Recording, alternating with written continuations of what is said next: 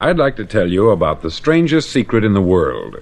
Not long ago, Albert Schweitzer, the great doctor and Nobel Prize winner, was being interviewed in London, and a reporter asked him, "Doctor, what's wrong with men today?"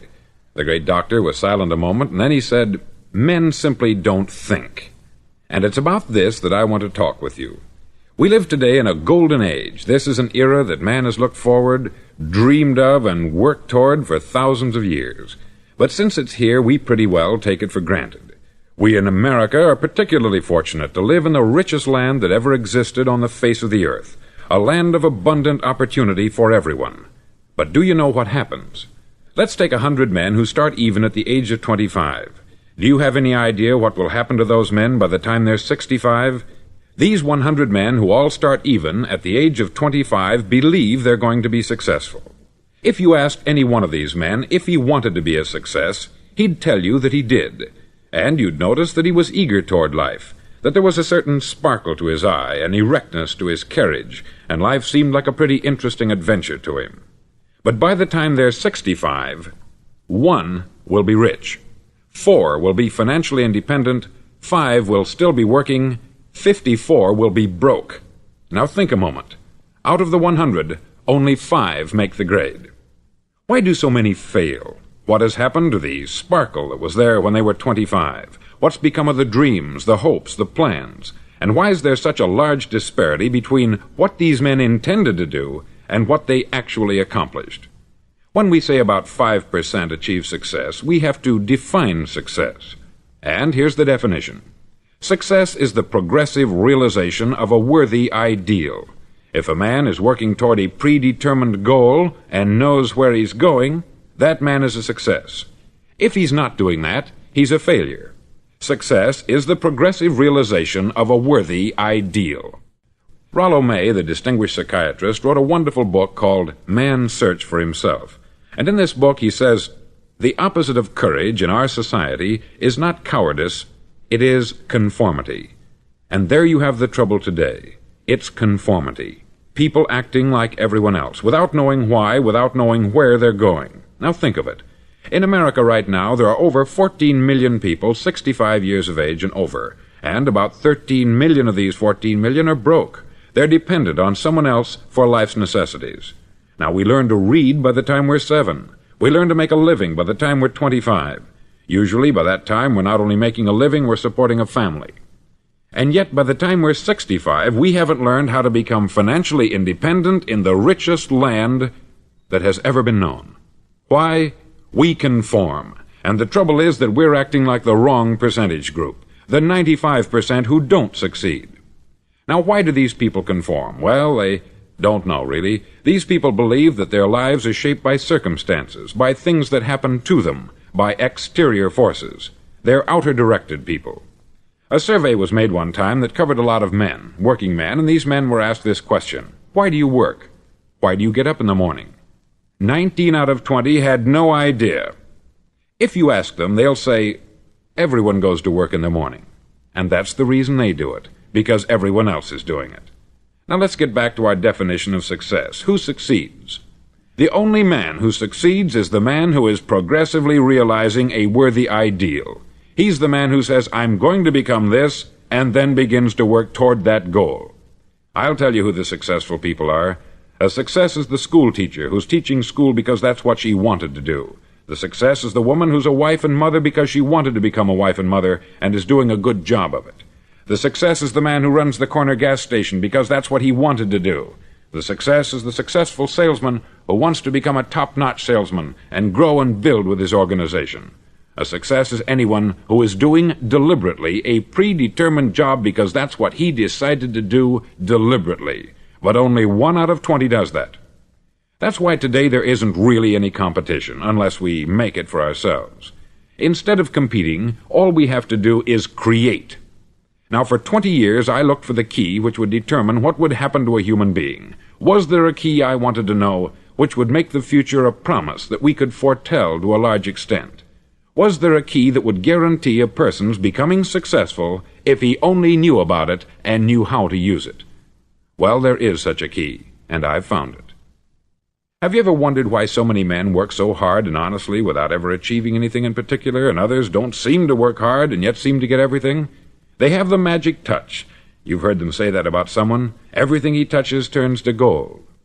And have you ever noticed that a man who becomes successful tends to continue to become successful, and on the other hand, have you noticed how a man who is a failure tends to continue to fail? It's because of goals. Some of us have them, some don't. People with goals succeed because they know where they're going. Now think of a ship leaving a harbor, and think of it with the complete voyage mapped out and planned. The captain and crew know exactly where it's going and how long it will take. It has a definite goal. 9,999 times out of 10,000 it will get to where it started out to get. Now let's take another ship, just like the first, only let's not put a crew on it, or a captain at the helm. Let's give it no aiming point, no goal, no destination. We just start the engines and let it go. I think you'll agree with me that if it gets out of the harbor at all, it will either sink or wind up on some deserted beach a derelict. It can't go any place because it has no destination and no guidance. It's the same with a human being. Take the salesman, for example. There is no other person in the world today with the future of a good salesman. Selling is the world's highest paid profession, if we're good at it and if we know where we're going. Every company needs top-notch salesmen, and they reward those men. The sky is the limit for them. But how many can you find?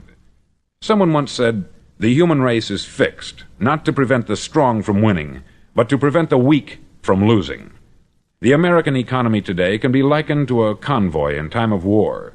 The entire economy is slowed down to protect its weakest link, just as the convoy had to go at the speed that would permit its slowest vessel to remain in formation.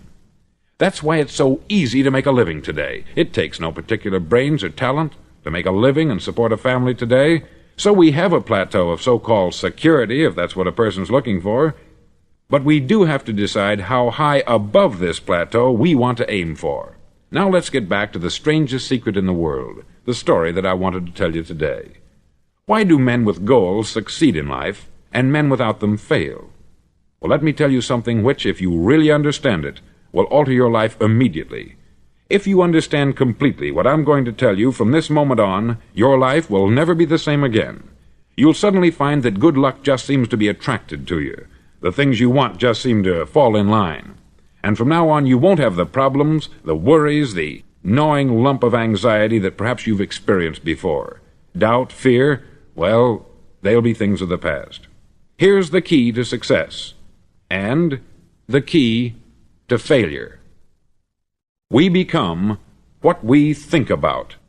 Now let me say that again. We become what we think about.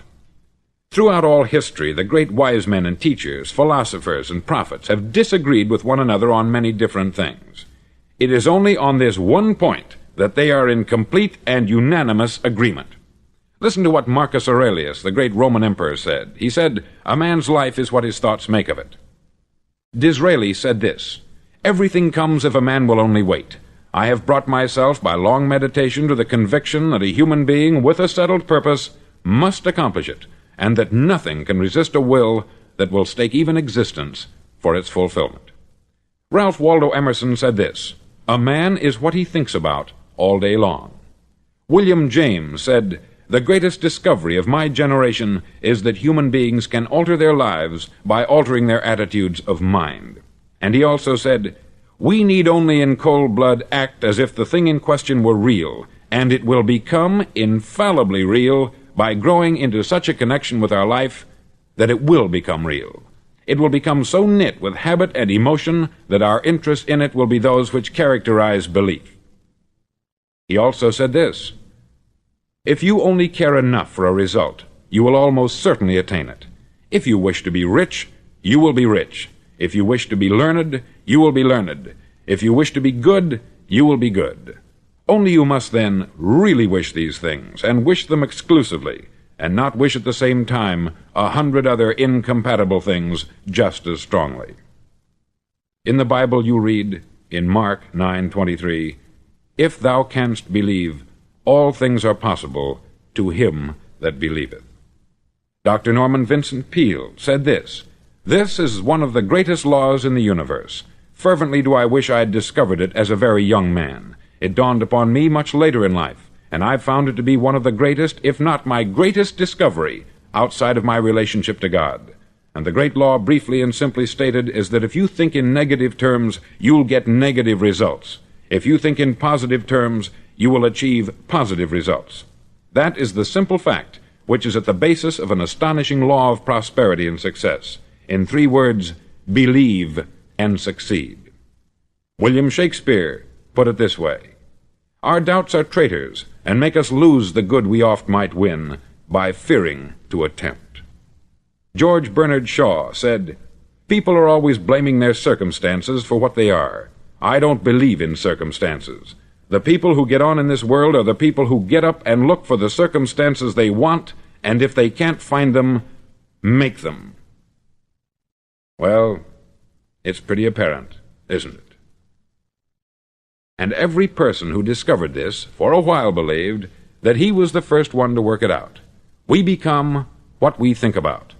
Now, it stands to reason that a person who's thinking about a concrete and worthwhile goal is going to reach it, because that's what he's thinking about.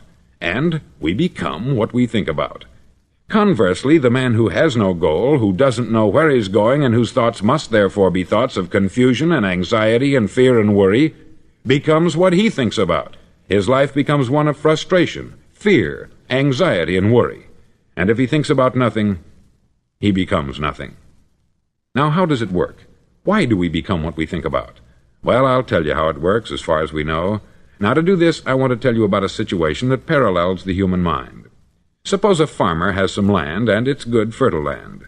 Now, the land gives the farmer a choice. He may plant in that land whatever he chooses. The land doesn't care. It's up to the farmer to make the decision. Now, remember, we're comparing the human mind with the land, because the mind, like the land, doesn't care what you plant in it. It will return what you plant, but it doesn't care what you plant.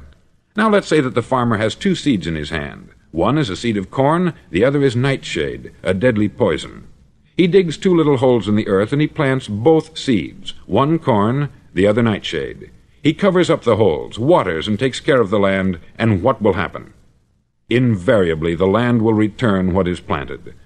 As it's written in the Bible, "As ye sow, so shall ye reap."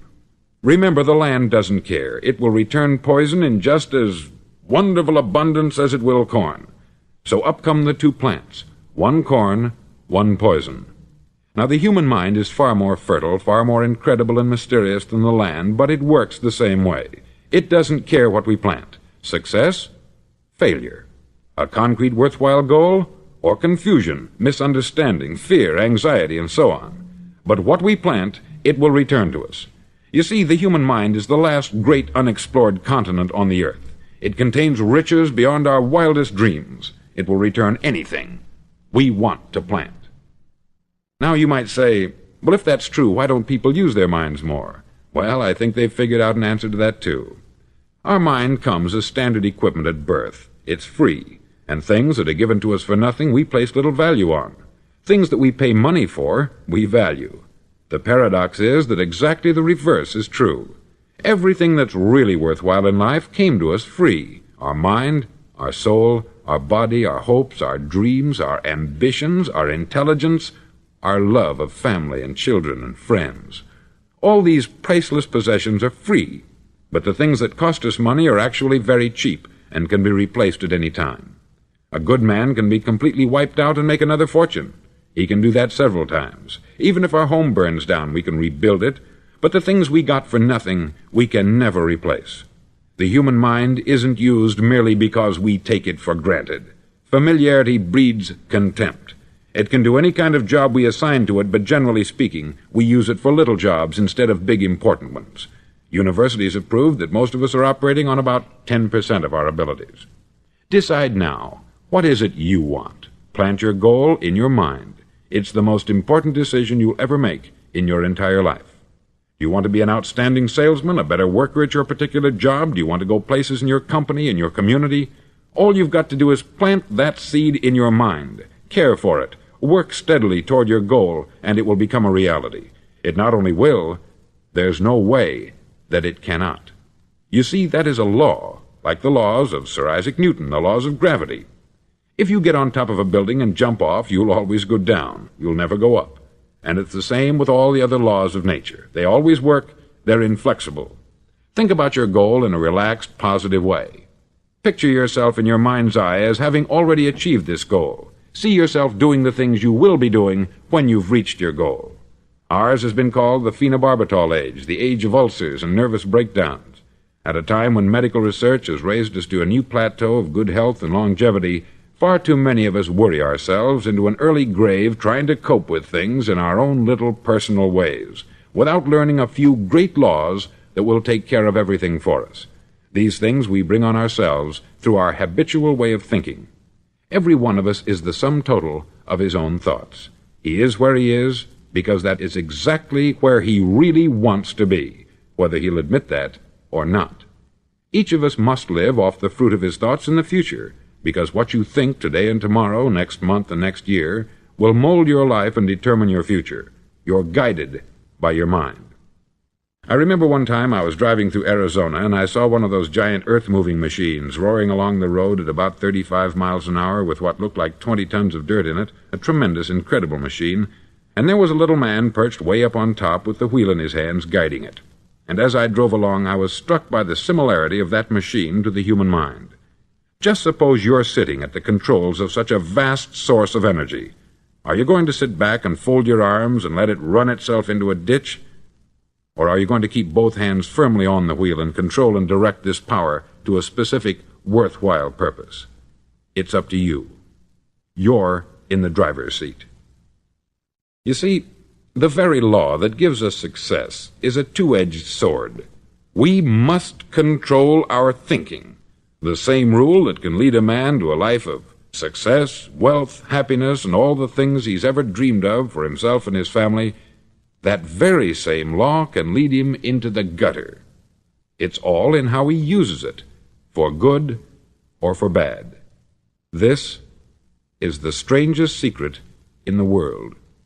Now, why do I say it's strange, and why do I call it a secret? Actually, it isn't a secret at all. It was first promulgated by some of the earliest wise men, and it appears again and again throughout the Bible. But very few people have learned it, understand it. That's why it's strange, and why, for some equally strange reason, it virtually remains a secret. I believe that you could go out and walk down the main street of your town and ask one man after another what the secret of success is, and you probably wouldn't run into one man in a month who could tell you. Now, this information is enormously valuable to us, if we really understand it and apply it. It's valuable to us not only for our own lives, but the lives of those around us, our family, employees, associates, and friends. Life should be an exciting adventure. It should never be a bore. A man should live fully, be alive. He should be glad to get out of bed in the morning. He should be doing a job he likes to do because he does it well. One time I heard Grove Patterson make a speech, the editor-in-chief of the Toledo Daily Blade, and as he concluded his speech, he said something that I've never forgotten. He said something like this: "My years in the newspaper business have convinced me of several things, among them that people are basically good, and that we came from someplace, and we're going someplace. So we should make our time here an exciting adventure.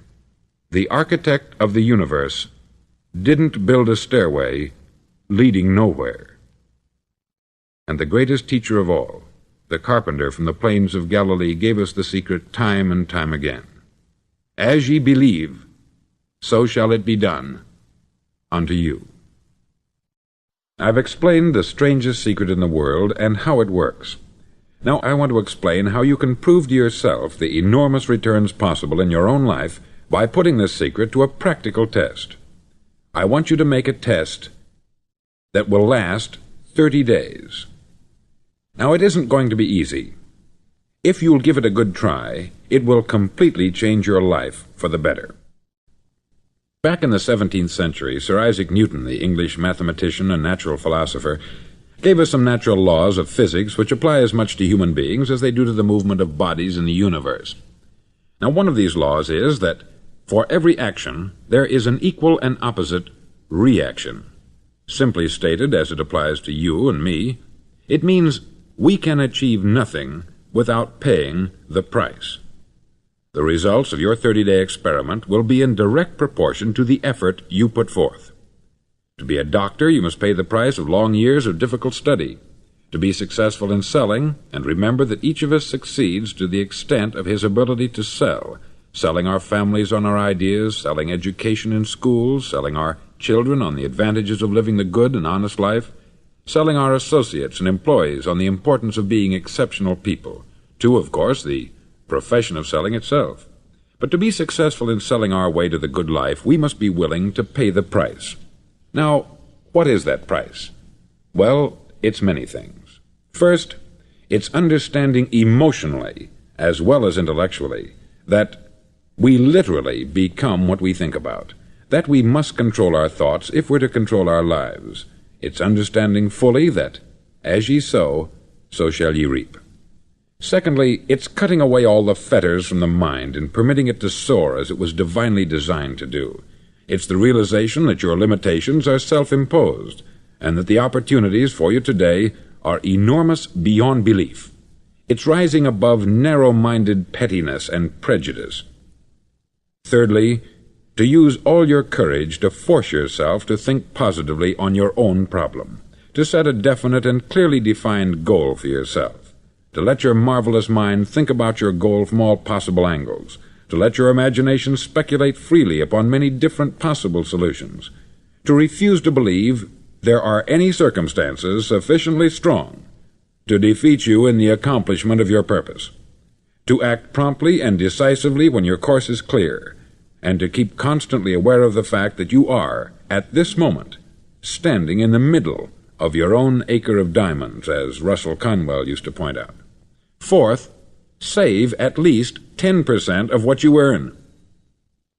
It's also remembering that no matter what your present job, it has enormous possibilities if you're willing to pay the price. Now let's just go over the important points in the price each of us must pay to achieve the wonderful life that can be ours. It is, of course, worth any price. 1. You will become what you think about. 2. Remember the word imagination. Let your mind soar. 3. Courage. Concentrate on your goal every day. 4. Save 10% of what you earn. And action. Ideas are worthless unless we act on them. Now I'll try to outline the 30-day test I want you to make. Now keep in mind that you have nothing to lose by making this test, and everything you could possibly want to gain. There are two things that may be said of everyone. Each of us wants something, and each of us is afraid of something. I want you to write on a card what it is you want more than anything else. It may be more money. Perhaps you'd like to double your income or make a specific amount of money. It may be a beautiful home. It may be success at your job. It may be a particular position in life. It could be a more harmonious family. Each of us wants something. Write down on your card specifically what it is that you want. Make sure it's a single goal and clearly defined. You needn't show it to anyone, but carry it with you so that you can look at it several times a day. Think about it in a cheerful, relaxed, positive way each morning when you get up, and immediately you have something to work for, something to get out of bed for, something to live for. Look at it every chance you get during the day and just before going to bed at night. As you look at it, remember that you must become what you think about, and since you're thinking about your goal, you realize that soon it will be yours. In fact, it's yours really the moment you write it down and begin to think about it. Look at the abundance all around you as you go about your daily business. You have as much right to this abundance as any other living creature. It's yours for the asking. Now we come to the difficult part. Difficult because it means the formation of what is probably a brand new habit, and new habits are not easily formed. Once formed, however, it'll follow you for the rest of your life. Stop thinking about what it is you fear. Each time a fearful or negative thought comes into your consciousness, replace it with a mental picture of your positive and worthwhile goal. There will come times when you will feel like giving up. It's easier for a human being to think negatively than positively. That's why only 5% is successful. You must begin now to place yourself in that group. For 30 days you must take control of your mind. It will think only about what you permit it to think. Each day for this 30-day test, do more than you have to do. In addition to maintaining a cheerful, positive outlook, give of yourself more than you've ever done before. Do this knowing that your returns in life must be in direct proportion to what you give. The moment you decide on a goal to work toward, you're immediately a successful person. You're then in that rare and successful category of people who know where they're going. Out of every 100 people, you belong to the top 5. Don't concern yourself too much with how you're going to achieve your goal. Leave that completely to a power greater than yourself. All you have to do is know where you're going. The answers will come to you of their own accord. Remember these words from the Sermon on the Mount, and remember them well. Keep them constantly before you this month of your test. Ask, and it shall be given you. Seek, and ye shall find. Knock, and it shall be opened unto you. For every one that asketh receiveth, and he that seeketh findeth, and to him that knocketh it shall be opened. It's as marvelous and as simple as that. In fact, it's so simple that in our seemingly complicated world it's difficult for an adult to understand that all he needs is a purpose and faith. For 30 days, do your best.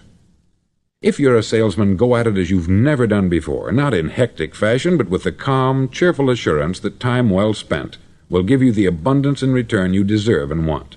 No matter what your job, do it as you've never done it before for 30 days. And if you've kept your goal before you every day, you'll wonder and marvel at this new life you've found. Dorothea Brand, outstanding editor and writer, discovered it for herself and tells about it in her fine book, Wake Up and Live. Her entire philosophy is reduced to the words, act as though it were impossible to fail. She made her own test with sincerity and faith, and her entire life was changed to one of overwhelming success. Now you make your test for 30 full days. Don't start your test until you've made up your mind to stick with it. You see, by being persistent, you're demonstrating faith. Persistence is simply another word for faith. If you didn't have faith, you would never persist. If you should fail during your first 30 days, by that I mean suddenly find yourself overwhelmed by negative thoughts, you've got to start over again from that point and go 30 more days. Gradually your new habit will form until you find yourself one of that wonderful minority to whom virtually nothing is impossible. Don't forget the card. It's vitally important as you begin this new way of living. On one side of the card, write your goal, whatever it may be. On the other side, write the words we've quoted from the Sermon on the Mount. Ask, and it shall be given you. Seek, and ye shall find. Knock, and it shall be opened unto you. Nothing great was ever accomplished without inspiration. See that during these crucial first 30 days, your own inspiration is kept at a peak. Above all, don't worry.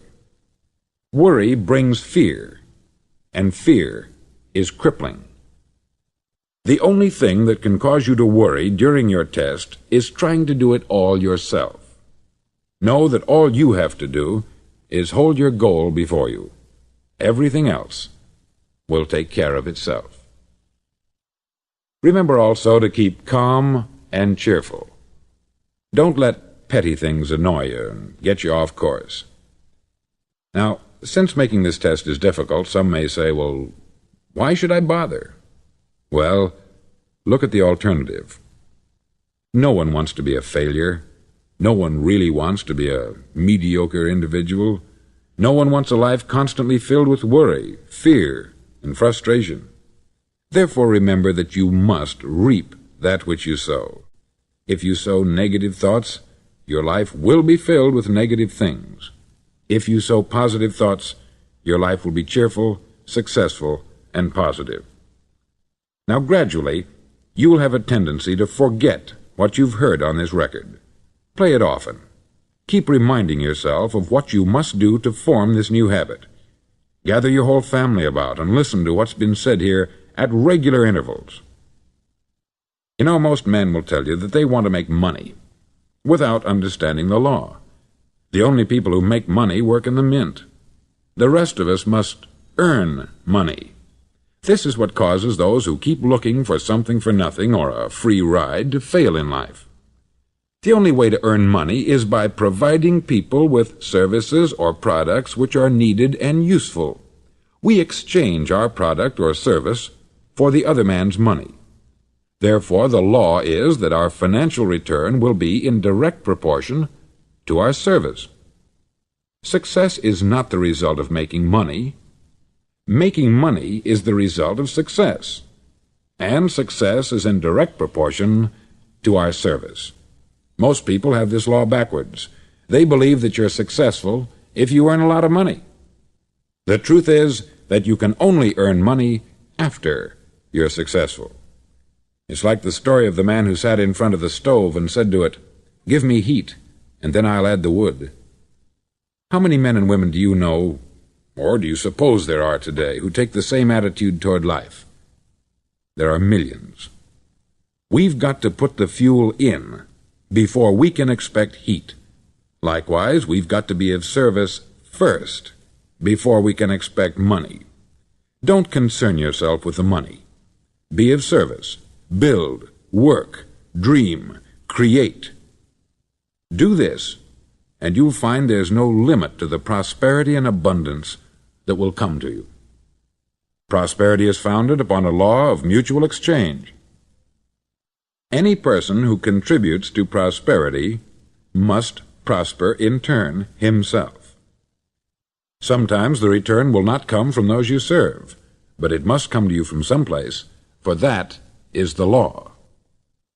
For every action there is an equal and opposite reaction.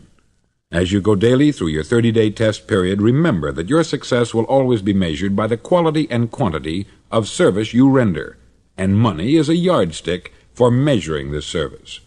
No man can get rich himself unless he enriches others. There are no exceptions to a law. You can drive down any street in America and from your car estimate the service that's being rendered by the people living on that street.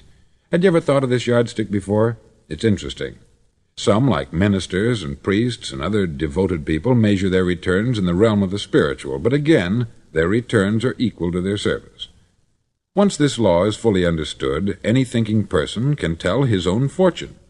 If he wants more, he must be of more service to those from whom he receives his return. If he wants less, he has only to reduce this service. This is the price you must pay for what you want. If you believe you can enrich yourself by deluding others, you can only end by deluding yourself. It may take some time, but just as surely as you breathe, you'll get back what you put out. Don't ever make the mistake of thinking you can avert this. It's impossible.